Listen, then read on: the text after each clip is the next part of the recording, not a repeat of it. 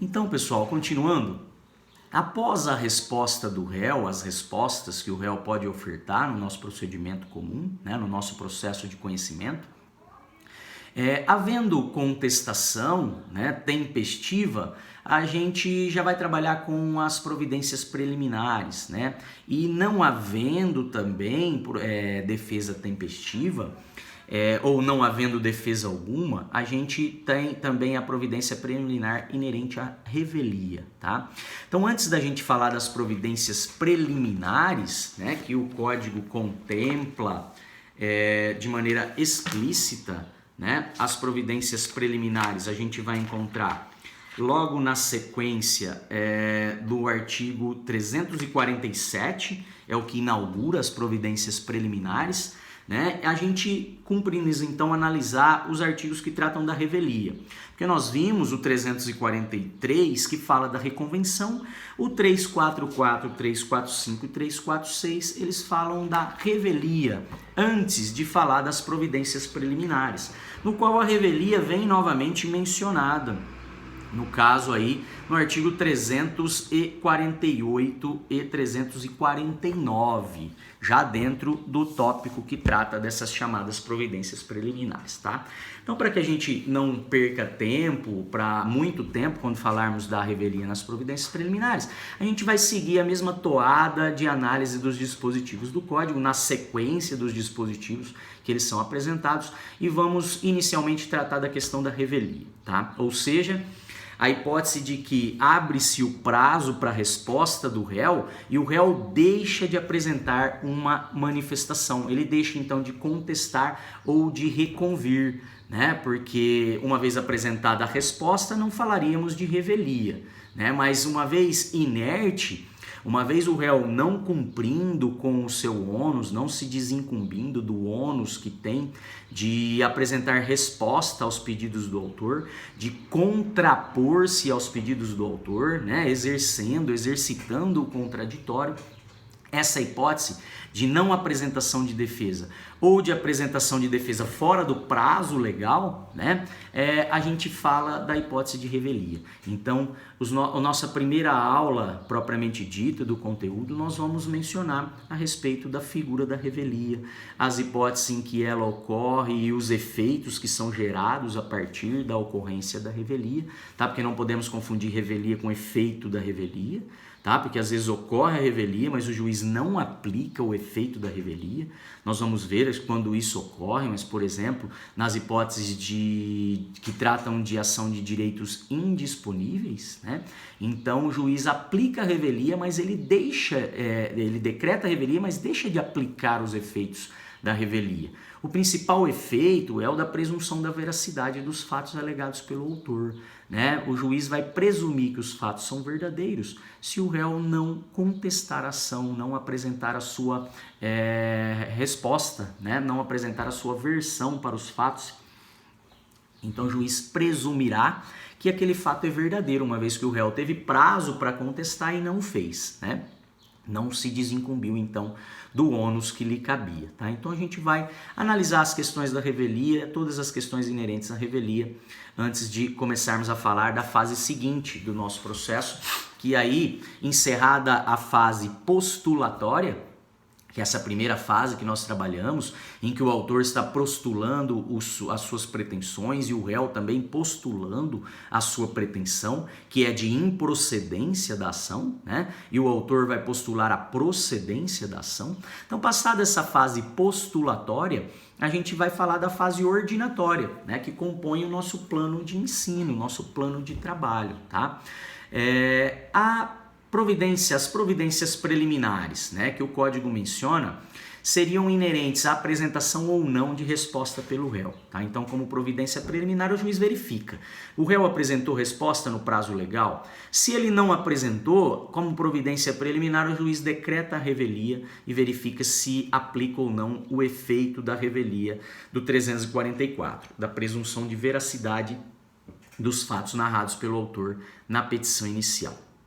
Por outro lado, se o réu apresenta defesa tempestiva, o juiz então, não falaremos então de revelia, e o juiz vai como providência preliminar verificar quais foram as matérias de defesa trazidas pelo réu na contestação, porque dependendo da matéria alegada na contestação, o juiz irá dar a oportunidade para o autor se manifestar em réplica, tá? Então, essas são as providências preliminares inerentes à revelia e aplicação ou não dos efeitos da revelia, ou na hipótese de apresentação de defesa tempestiva, a concessão do direito ou não à apresentação de réplica, né, que é uma espécie de impugnação da contestação, né, uma impugnação feita pelo autor da contestação apresentada pelo réu, ok? E aí nós vamos ver as hipóteses aí que o juiz permitirá a apresentação de réplica, né? Uma das hipóteses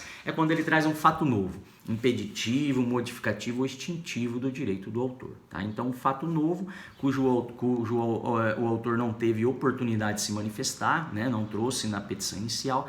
Então, a respeito desse fato novo, o juiz deve dar, trazido pelo réu na contestação, o juiz deve dar oportunidade para que o autor se manifeste em réplica.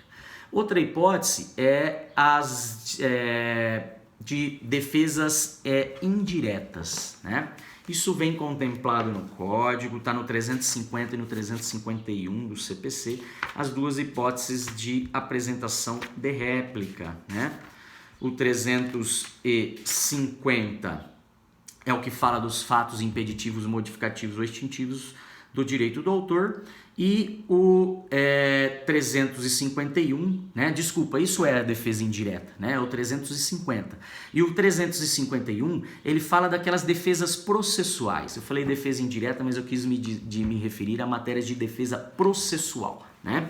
Então, se houver uma alegação do réu na contestação de qualquer matéria de defesa daquelas previstas lá no 337, né? Matérias então de defesa processual, inerentes ali a desrespeito às normas processuais previstas no Código de Processo Civil, o juiz também dará a oportunidade para que o autor se manifeste em réplica, tá? É a segunda hipótese no qual o juiz, verificando que há uma alegação desse tipo, ou seja, defesas processuais que levariam à extinção do processo sem julgamento do mérito, o juiz vai possibilitar ao autor a apresentação de réplica, tá? Então, a gente vai ver de que forma isso vem regulado no Código de Processo Civil, ok? Após passadas as providências preliminares, como tópico posterior aqui do nosso curso, né, do nosso plano de trabalho, a gente vai analisar a hipótese de julgamento conforme o estado do processo, né? Ou seja, o juiz vai verificar, depois de encerrada essa fase postulatória e de tomadas as providências preliminares, né? Nessa fase chamada de ordinatória, ele coloca o processo em ordem, ou seja, decreta a revelia, se for o caso de revelia, né? E aplica os efeitos ou não, né? E concede o direito de réplica, se for também a hipótese de concessão de réplica ao autor, né? Nas hipóteses de defesa trazidas na contestação.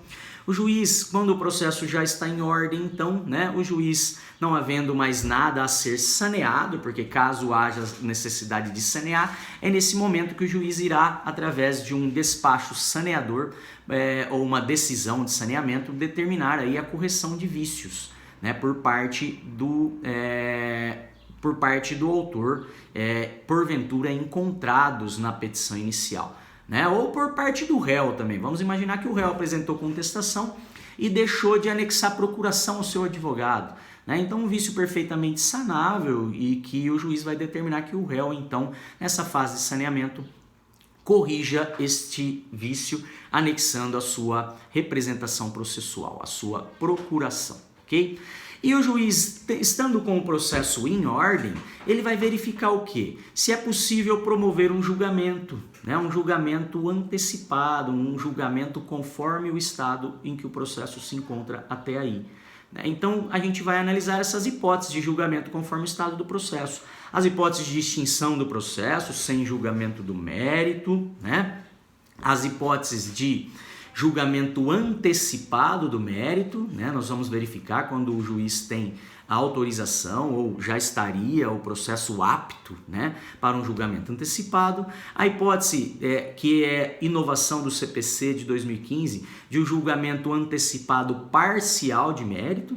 Então vamos imaginar que uma parte da ação, a causa já está madura, já está devidamente provada, não há necessidade de dilação probatória, porém uma parte dos pedidos precisa de dilação probatória. Vai depender de produção de prova oral, né? Depoimento de testemunhas em audiência. Então nesse caso o juiz poderia promover um julgamento antecipado parcial de mérito apenas com relação àquele pedido em que a causa já está madura. Né? Com relação ao outro pedido, ele determina o prosseguimento do feito em suas fases posteriores, voltadas ali à instrução, para que depois de devidamente instruído, ele então pudesse promover o julgamento. Tá? Então, nesse caso, há um julgamento antecipado, mas apenas parcial de mérito. Okay? Então, a gente vai analisar o artigo que trata dessa questão também dentro do Código de Processo Civil. E depois a gente passa para a fase de saneamento propriamente dita, né? E que, não havendo a possibilidade de um julgamento antecipado, né? O código ele contempla aqui, depois dos dispositivos que falam da extinção do processo, que é o 354, o 355 fala do julgamento antecipado de mérito, o 356 do julgamento antecipado parcial de mérito, e depois o 357 é o que fala do saneamento e organização do processo, né? Porque não sendo possível o juiz julgar o processo, ele vai colocar em ordem para a fase posterior, né? A fase de produção de provas, a fase instrutória, tá? Então, a gente vai tratar do artigo que regula essa questão, que é o 357, né? Que vai falar ali que o juiz resolve as questões processuais pendentes, ou seja, um ato de saneamento, né? E depois ele coloca o processo em ordem para a fase posterior, delimitando questões de fato, distribuindo o ônus da prova, né? Dizendo quem tem o ônus da prova no processo, se o ônus é a regra do 373, cabe ao autor provar, ou se o ônus é invertido e quem faz a prova é o réu, né, a respeito do fato constitutivo do direito do autor, tá? Então ele já distribui o ônus da prova, ele delimita questões de direito relevantes e, se necessário, ele designa uma audiência de instrução e julgamento. Né? Quando é necessário? Quando há necessidade de produção de prova oral, tá? Porque se não houver necessidade de colheita de prova oral, ele vai poder proferir o julgamento depois de colocado o feito em ordem, né? Poderia depender, por exemplo, só de uma prova pericial, tá? Então ele não vai designar a audiência de instrução, ele vai determinar a produção da prova. Quando a perícia ficar pronta, ele já tendo ali subsídios suficientes, ele vai promover o julgamento do processo, tá? Então a gente vai comentar a respeito dessa fase de saneamento ordinatória que vem regulada no 357 do CPC, tá? Volto no próximo vídeo para continuar a falar do nosso plano de ensino, para finalizar ele, ok?